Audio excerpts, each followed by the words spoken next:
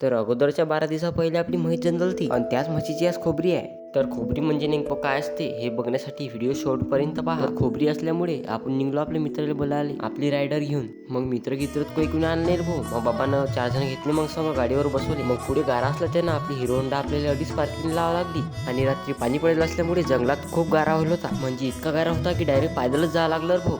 आणि मग 10-15 मिनिटाचा प्रवास करून आखरी आम्ही पोहोचलो नदीजवळ. मग नदीजवळ पोहोचून मला अजून माहित पडलं की अजून काही दूर जावं लागते, कारण की हे बी खोबरीच ठिकाण नाही. आम्ही 4 जण ऐकार बा अडी तर पहिले पोट्टे हजर होईल होते. मग म्हटलं अजून कोणाची तरी खोबरी यार बा वाटते. या जंगलात काचे रस्ते रे भाऊ, अडी डायरेक्ट टेकड्यांनाच चवळणं पडते. मग कशी मशी आपण एक टकडी चवळली आणि ती चवळता की आम्हाला डायरेक्ट माणसं दिसली. अडी यायची काही चर्चा चालू होती. मग मला जसं वाटलं तर अडी तसंच झालं. अडी तर 3 जणांच्या खोबऱ्या आलो होत्या बा पहिले. पण अडीवर मला एकच गोष्ट समजली की शहरात किती पण गार्डन असू दे, पण निसर्गाची खरी सुंदरता म्हटली म्हणजे गावाकडेच असते. मग फतेपूरवाले आम्ही पडसात चवळला आणि नारळ पण एका सट्ट्यात फुटलं व पाहून घ्या.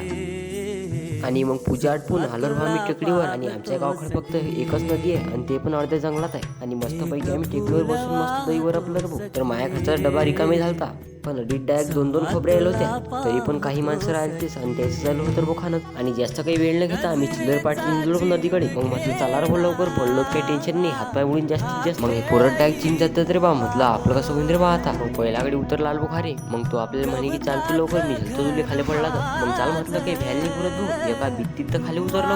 मग मी तर आलो रे मतानं खाली. मग आगडी तर वरच राहिला. म्हटलं याचं काय होईन रे बा आता.